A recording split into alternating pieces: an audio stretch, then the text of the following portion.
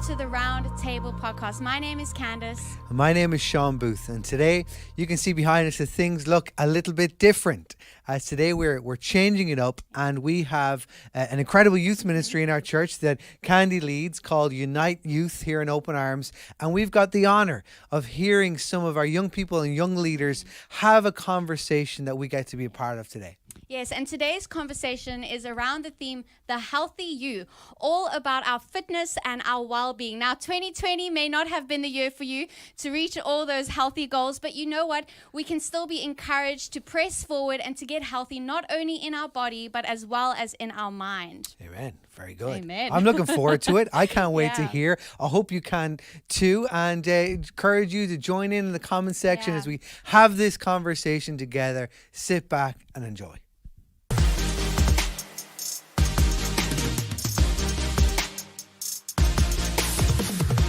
What's up, guys? My name is Patrick. And my name's Paige, and welcome back to our second episode of Unite Unscripted. This week's topic is called The Healthy You and is all about our fitness and well-being. And that being said, Patrick, how are those fitness goals going this year? They're not going too well, as you can see, Paige. Well, that's okay, because we are all trying to be our healthiest selves. And to help us today, we are going to have some killer people in studio to talk about this topic. But guys, if you missed last week's video, don't worry. Just make sure to check it out on our Open Arms YouTube channel. But without further ado, let's get started. Hey guys, welcome to our second episode of Unite Unscripted. We have some amazing people here, as you can see, to talk about this topic of fitness and well-being. So, I thought we'd start with a little introduction. So, we're going to say our name, our age, and our favourite hobby, and I'll start. So, my name is Paige, I'm 18 years old, and my favourite hobby is... I don't know my favourite hobby. I was thinking that. Playing piano. There we go, yeah. It's not bad for a fitness and wellbeing podcast. Yeah. My name is Johnny. I am 21, and my favourite hobby. I mean, look, they're gonna laugh at me if I say the gym, but like, it is the gym. But I'm also a closet nerd. If anyone I'm not so much a closet now because I kind of tell people that I'm a nerd. But I mean, like, I do enjoy gaming and stuff like that. So yeah. Okay, cool. My name is Ruth. I'm 20 years old, and my favourite hobby, I actually, like, no joke, I was going to say playing the piano as well. Like, wasn't I going to say that? I literally said it. I was like, and then I heard you and I was like, oh no. She stole mine. But yeah, probably reading either or going for like really long walks and just thinking. Nice. Yeah. That's me. I'm Patrick. I'm 18. My favourite hobby, I don't know if I have a favourite hobby. The gym? I wish I could say that. I'd be lying to myself. I don't know, it could be playing with my dog, playing games, reading, and so Reading? on. Yeah. Reading? What are you reading at the moment? It's a book on sleep. Candy's actually reading the book as well, for your information. There you are. Very good. FYI. Yeah, for your information. For my information. Yeah. Oh my gosh. Yes. Well, guys, now we all, obviously everyone knows us a little bit better. I thought we'd get into our discussion. And I think the main thing, obviously, with a fitness and well-being kind of episode is, why is fitness important to you? And I'm going to go to Johnny for this first one. Why fitness is important to me? Yeah.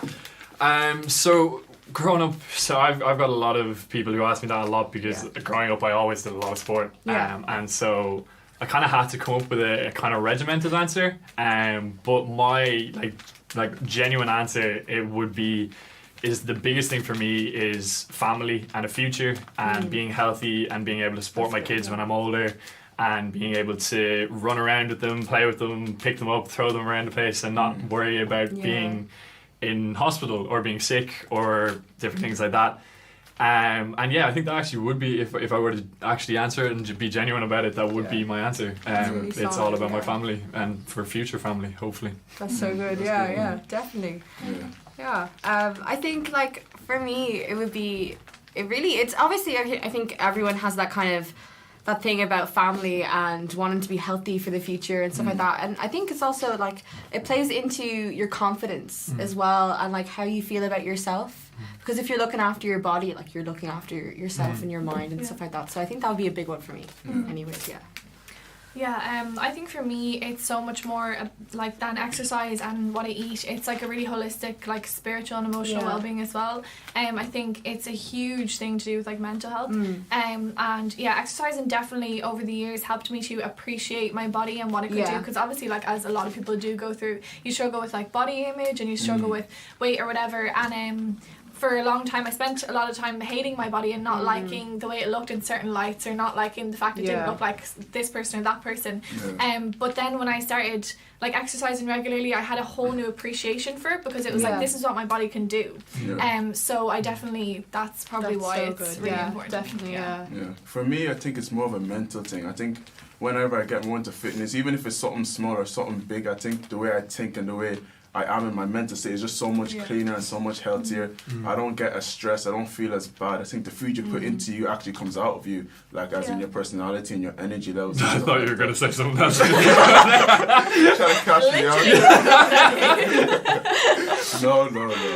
But yeah, I think it's all a mental thing for me. But I know for me personally, I can struggle with my fitness journey a lot. So I'm just wondering for you guys, do you guys struggle with your fitness journey as well? And when you do struggle, how do you get back on that journey? What you can say? You struggle. Just give me time, please. Give me time. Obviously, Johnny's perfect. Like, no struggles. Not what I was going for. Yeah, I definitely do struggle. Absolutely. I really actually do like exercise and stuff, especially for like how it makes you feel afterwards. But I struggled for a very long time with my fitness and being like really insecure about my fitness as well, because I always played sports, but like running was never a big thing for me. So yeah, like you obviously fall off the bandwagon. Probably eating healthy is something that I definitely struggle with as well. I think everyone can say the same. Like it's one thing getting in the gym, but eating healthy, that's another thing. So I'd say like if there was something that I struggled with the most, that's probably it. Like not so much I struggle, I'm a huge believer in like balance and everything in moderation.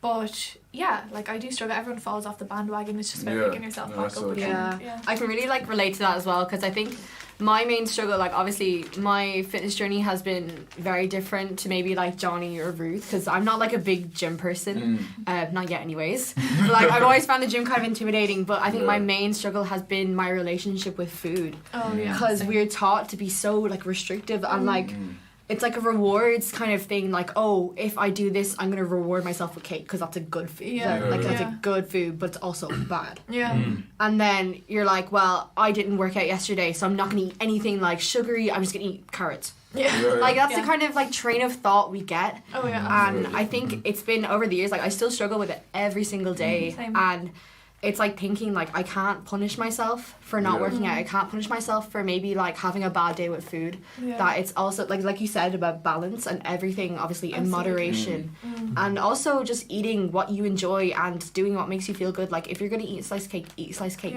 Don't like eat until you feel sick, because you don't feel good from that. Then you feel bad about yourself. It's just a bit of a vicious cycle. But yeah, I think it's a massive struggle. So what I've been doing is really just giving myself grace lately and be like, right, I had a bad day today, but that's okay. Like I'm not gonna start from scratch. I haven't lost all my progress because of one bad day. Because a lot of people think like that.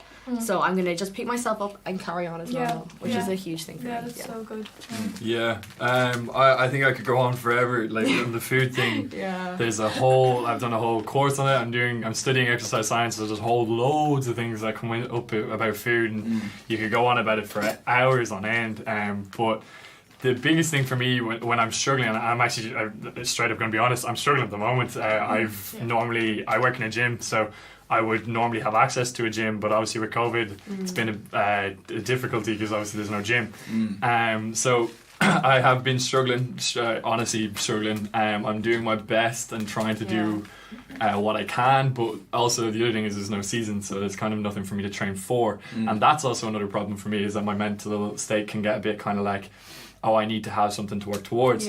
But what really has kind of grounded me has always been like why fitness is so important to me, and I keep coming back to that. And I think if you keep coming back to why you started in the first place and what it is that you do it for, then you will always be able to kind of come back to it to some degree. Now you might not be able to come back to the perfection that you were at one stage, or you're the best and top of your level, but you'll always motivate yourself to be like, hey, I need to get up and do something a little bit more today. Exactly. A little bit more than I was doing, just Yeah. because I need to get towards where I want to be and what motivated me to start this in the first place.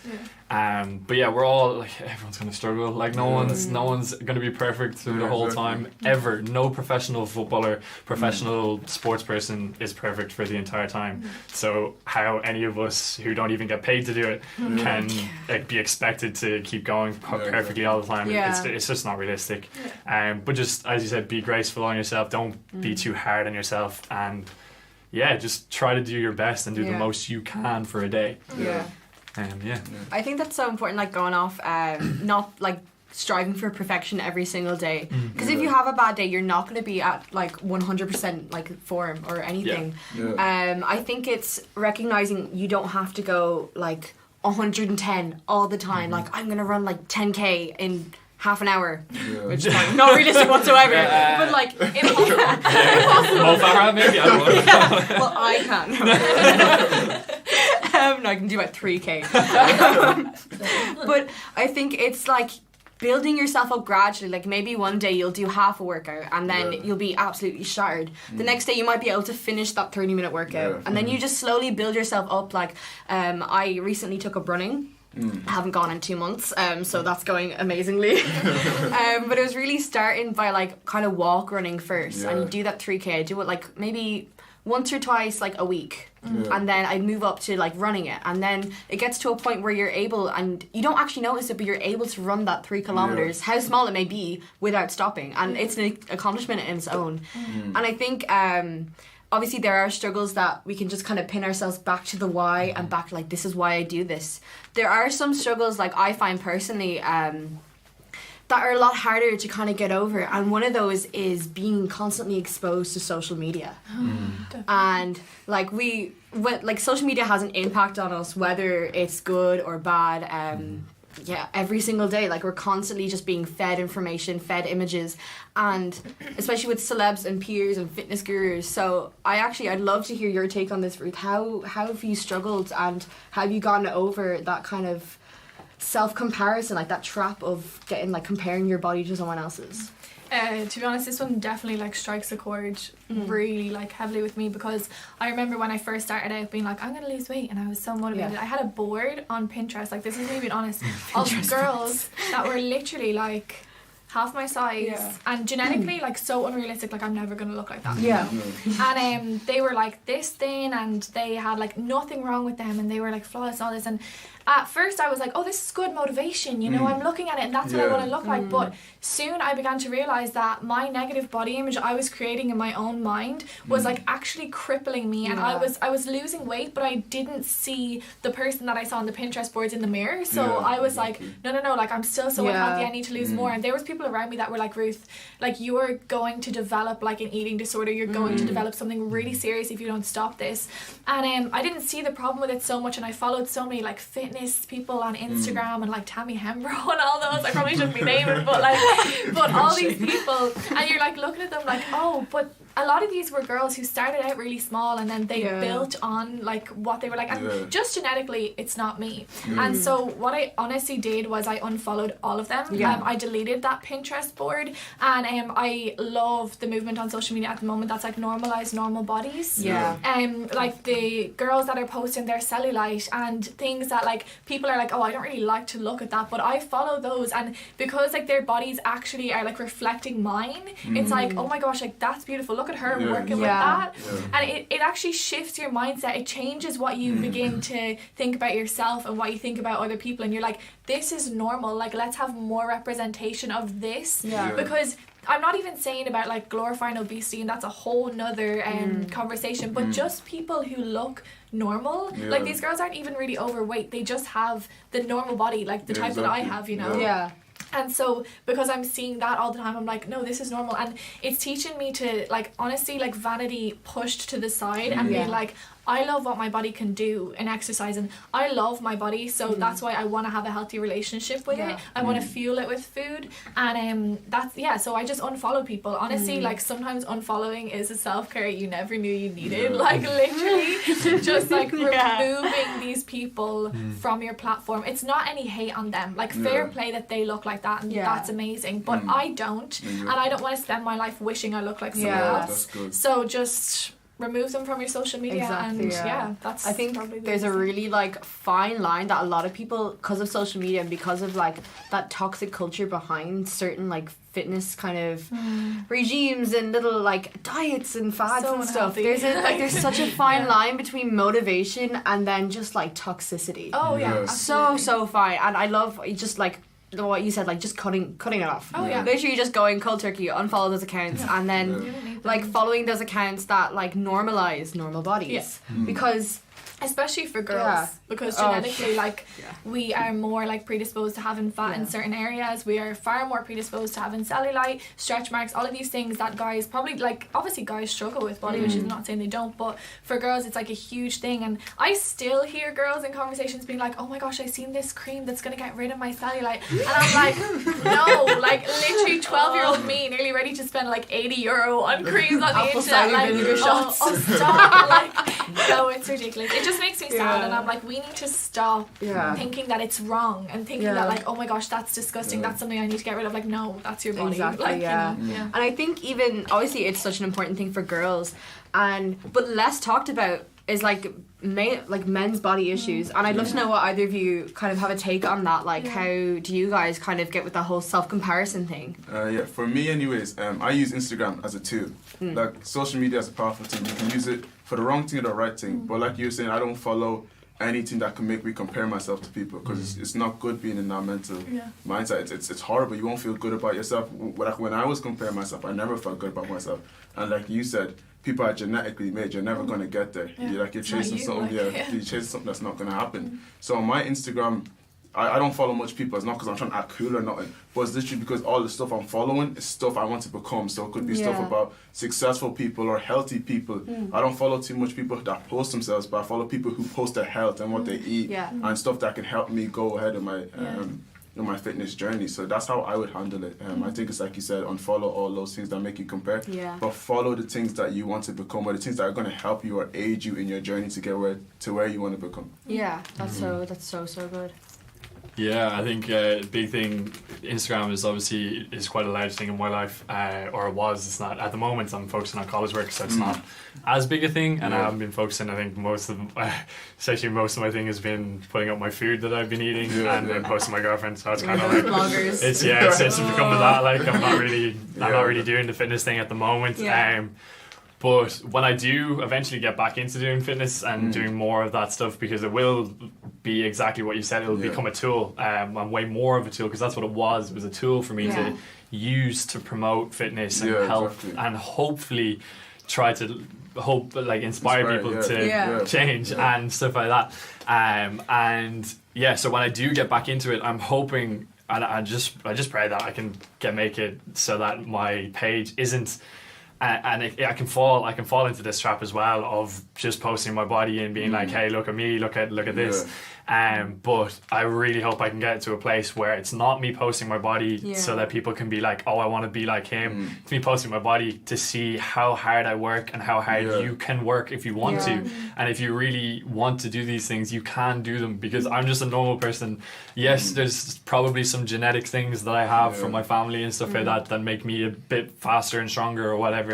But you've also got these things in you. Everyone has certain abilities and strengths that they can tap into. And just like you said, like, some people aren't athletic, and that's fine. Don't look at me and be like, oh, he's a fitness person, so therefore I need to be a fitness person. No, like, do your best and be the best you can be, and then find your niche in other ways. There's other things you can do. You don't need to be out there sprinting hard all day long. Like, there's so many people. Exactly. There's so many people who are like, what do you need to do? And sometimes I stop and I'm like, honestly, you don't want to know what I do for training and stuff like that, because I'll throw up on the side of the place and stuff. Like, there's all sorts of training that I do that I'd be like, don't do this. Anyway, it's just a whole different thing. Yeah. And I hope that I can get my Instagram, when I do eventually get back, I can get it to a place where it's normal. Just as you said, and it's not over the top and crazy. Like realistic. Exactly, a bit more realistic, that I can kind of help and people can feel that they can come to me and be like, hey, what can I do? Can you help me? Yeah, that's good. But yeah. That's really good. And there's a picture on your Instagram that I actually quite like, and it's the comparison your before and after, because I feel like sometimes people might look at you and say, oh, he was born like that, you know, he was born with good genes, but people don't understand the hard work sometimes. You know? So I think it was really good to see that, to see where you were before and where you are now, because you put in that hard work. Because in any journey, and anything we do, life isn't easy. You know, you always have to put in that hard work. So I think it was pretty cool to see that. No, but even for me and anybody else that's watching, I know, and I listened to podcasts that said this, that the first steps are always harder. Like going from 0 to 1 is much, much harder from going from 2 to 10. So the smaller steps and the first steps are much harder to get into. The routine is much harder. So what advice would you give to anyone that wants to develop a fitness routine but finds it very hard to initially start it? So at the moment we're actually doing a module that's literally called Promoting Physical Activity, and it's all about what you can do to start and what is actually beneficial. So as you said, the hardest thing is to start, right? But what people need to get into their brains is that something is always better than nothing. No matter what it is, and no matter what you're doing, when it comes to exercise, something is always better than nothing. And the biggest thing at the moment for people is that people aren't even walking. Like people aren't even getting out of their seats. We're sitting in front of a TV all day long. And if you start to become more mindful and more aware of how much TV you're watching, how much time you're spending in front of a screen, instantly that getting up and moving around the place is going to be that little bit that you need to start your brain working more and start getting that exercise into your system. And as you start to do that, your brain will become just more kind of predisposed to wanting to do more exercise. And you'll be clearer, your mind will be healthier. They're just even just from that small little bit. We've done studies, and it's the most bizarre thing to see just what, like, even there's this thing called the active couch potato, right? And what this is basically someone who does all this activity, right? All this real hard activity, but they sit in front of a TV for too long a day, and that actually makes them more unhealthy. So literally all you have to do as someone, even if you don't do this like crazy activity, if you just get up and walk around for 10 minutes, you are instantly going to be more healthier than something stupid like 65% of the population or something like that. That's mad. Like, which is mental. So honestly, if I were to just give anyone advice, just start moving. Just stand up, get up, just walk. Like do something. Exactly. It doesn't have to be something crazy. And I think as well, like, set realistic goals for yourself. Like, just be like, okay, I'm gonna drink 2 liters of water today, and I'm gonna go for a walk. Like, because I always used to have the mindset of like all or nothing, you know, like I would eat one muffin, then I'd be like, well, that's it for today. I'm finished. Might as well eat Chinese as well. Literally. But like, set realistic goals, like, and if you have a muffin, then be like, okay, in the next few minutes I'm gonna start again, you know, like you just pick yourself back up again, and like, go for a walk. That's the thing. Like, I used to think as well, like, if I can't run 5k, there's no point in walking, you know, which is like so irrational, but people do actually think that way. So I definitely think, like, set small goals for yourself, and like I always say this in everything, but question your motives. Like, why are you doing it? If you're exercising because you hate your body, stop. Like, because there's already another problem there, and that's in your mind, it's not in your body. Like, you need to like evaluate where you're at emotionally, fix that first, and then start your like physical journey. That's my opinion anyways, definitely, because I think if you don't fix the emotional journey first, you create whole new problems. That's no, that's so good. Like, I think when we're talking about fitness as well, not a lot of people know, but mental health comes so strongly into this, and I'm such an advocate because I have had like such a struggle with mental health over the years, like especially with like being stressed and having like anxiety and stuff like that, and people don't realize how much of an impact your I can't speak today. how much of an impact your fitness can have, and just even getting up and going for a walk is probably one of the best things you can do to clear your head. Like, just if you're sitting on your couch in front of a screen all day, your thoughts are going 90, whether you feel like they are or not. Like, you are just stressed. You're immediately stressed, and you might not even like know it, but it's in like your subconscious, the back of your head. And I think because mental health is so important, and I I know like a lot of people will want to know like what things has God taught you like about your mental health and like what to do, and even in regards to fitness, because I think people can include God in areas of their life and they just don't immediately think of fitness like as one of them. They'll be like, oh no, I don't need to like pray for like to have a good workout tomorrow or something like that, like because they just think it's like irrelevant. I think sometimes. But yeah, I'd love to hear actually Patrick say like kind of the effect that God has given you with your mental health.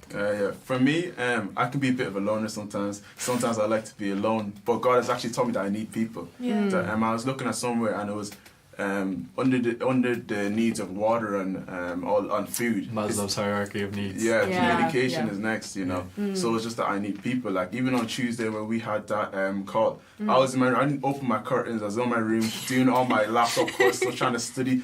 They said it was a nice day. I didn't even know what kind of day it was.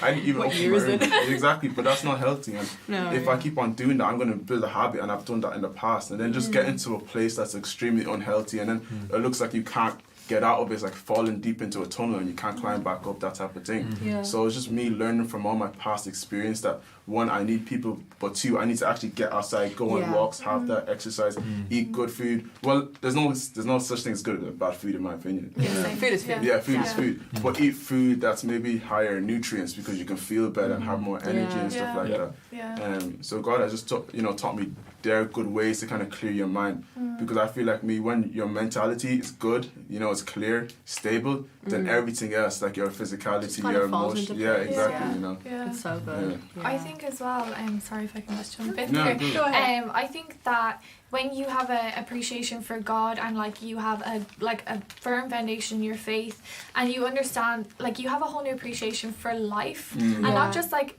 your life, but for actual biological life, and for like just like creation and your body and the things that it can do. And it just like, I know I've said this before, but like I exercise because I love seeing what my body can do and pushing it further. But like when you understand like God actually made our body, like it's actually a temple of the Holy Spirit. Like I know that that's such a cliche saying like my body is a temple, true, though, but it's actually true. Like God gave you this body, like why would you not want to take care of it? And God gave you like all this food that's going to fuel it and going to make you feel good. Like why would you not take care of it? And like when you have that kind of a foundation, then that's a really good place to like start off in a health journey. And I think like God is in everything, you know, like sometimes we don't always put two and two together, but like we're exercising this body that God created, you know, so like obviously his like intricate design is in every detail of how we work as well. So I definitely think that that's like how God kind of comes into my fitness journey. I'd love to like jump on that as well. I think because for me, when I've been very like inconsistent with kind of like looking after myself mentally and then also being consistent with fitness,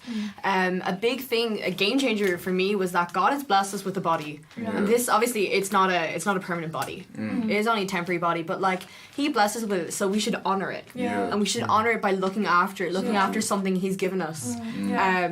So whether that be like going for a small run, going for a walk, a jog, eating, I don't know, like having something that makes you feel good, like eating, I don't know, like I love fruit. I'm a huge fruit person. Also avocados. And like best thing in the morning. Controversial, but best thing in the morning, like avocado on toast. Yes, Johnny. Wow. Yes. No. No, that wasn't me saying that. It was so cliche. I might show my own here about avocados. I just knew she was gonna say it. It's so good. Like put a bit of cheese on top. Fantastic. But like I just can't. I can't picture it. I'm just gonna get slated now. But no, like just little things like that can be just something to pick up your mood, and then. But like going on that, honouring your body and honouring the gift that God has blessed you with is so important. It was a real game changer. Like I'd wake up and I'd be like, okay, I'm gonna do this today because God has blessed me with today. He's blessed me with a life and he's blessed me with a family and the ability to actually do this. But that would be like a big thing for me. And I love the way when we're talking, it's not just like, oh, you need to keep your body clean, but you need to keep your body in mind. You know, they work together. You can't just take care of one and forget the other. And I know especially with you, because you go gym a lot, every day you probably don't want to go to the gym. There's probably some days where you actually don't want to go. But because you've built such a strong mental fortitude, you're able to go every day because you made that discipline. So I think our mental minds, you know, they're so powerful, but Yeah. we need to keep them clear. So what are 3 things you guys could suggest to help keep our minds clear? Biggest things, 3, there's so many things, but the 3 biggest ones, one is discipline. That's the first thing that I'd say. Being disciplined with everything you do, not just fitness, not just school, all these different things, but like even your like alone time, your like your prayer time, make it important and be disciplined and regimented in it, because we're creatures of habit. That's just what we are. We work on habit and we do things. If we get a habit into our systems, we'll continue to do it, and it becomes way easier. The reason training is so much easier for me is because I've been doing it since I was a kid, and I've been doing it the same way every single day, and it hasn't changed, and that's why it comes so much more naturally. 2 other things real quick. I'd say what we said earlier about just getting up and doing something. Just do something. Just do something simple, something easy. Don't force yourself to do something really hard, and don't go over the top, and set realistic goals. And then the third thing, be balanced in your food. That's the big thing. I think a lot of people don't think just what we were saying about if you eat something bad, I might as well just go and eat bad things for the rest of the day. But literally, it's balance. It's all about balance. Everything is about balance. It's calories are calories. That's what. So that you were saying, if food is food, I'd say calories is calories. So everything has calories in it. Just some things have more calories than others. So get your nutritious foods into you, but enjoy your takeaways. Enjoy your food. Balance. Don't Exactly. enjoy the food that you're eating, because you don't want to be in this mental state where you're like, I just hate eating badly. I hate eating all this bad food. It's doing such bad things to me. But no, it's not. It's doing bad things to you if you eat it every single day. For every minute of every day. Exactly.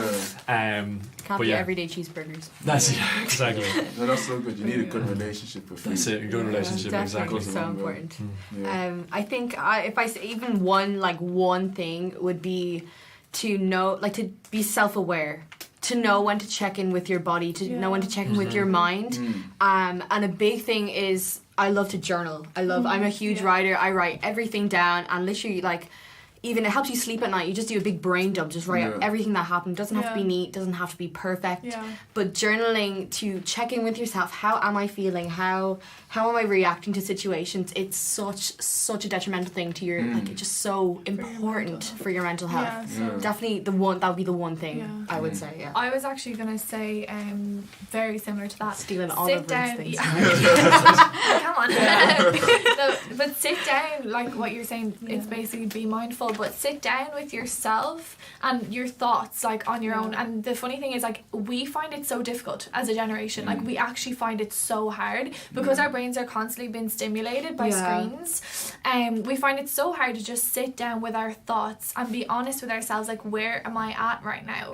And like, that's, I mean, I suppose that's your relationship with God as well. Like, being honest with yourself about pride that's in your heart, being honest with yourself about laziness that's in there, and being like, God, this is what I'm giving you to work with. Like, can you fix it? Because that's what's there. And it's like the typical, you know, you can't solve a problem unless you acknowledge you have one. But it's the truth. Like, you have to just be real and be like, this is where my mind is at right now. And then just know what's going on in your head. I think that's the most important thing, because if you don't know what's going on in there, it just becomes a bundle of stuff that you feel like you can't even control.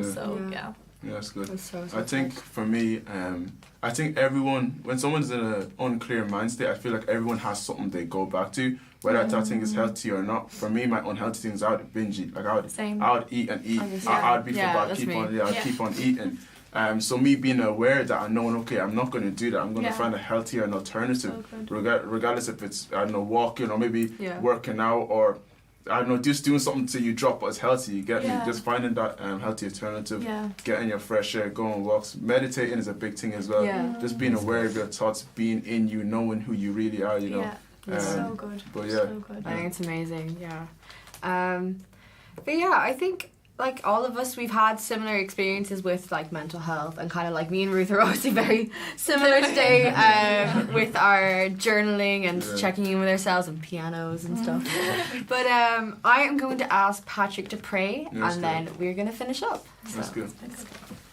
thank you, God, that we can just come here and just talk about a topic that's just going all over the internet, God. Yes, God. And I just pray throughout our conversation we inspired some people, God, to take up their health and their fitness to the next level, God. And that they just include you in their daily lives, God, and they find alternatives, healthy alternatives from the stuff they're doing, God. In Jesus' name I pray. Amen. So, guys, thank you so much for coming and sharing your stories and sharing all about your journeys with mental health and well-being and fitness. But yeah, thank you so much for watching this episode of Unscripted, and we will see you next week. Bye!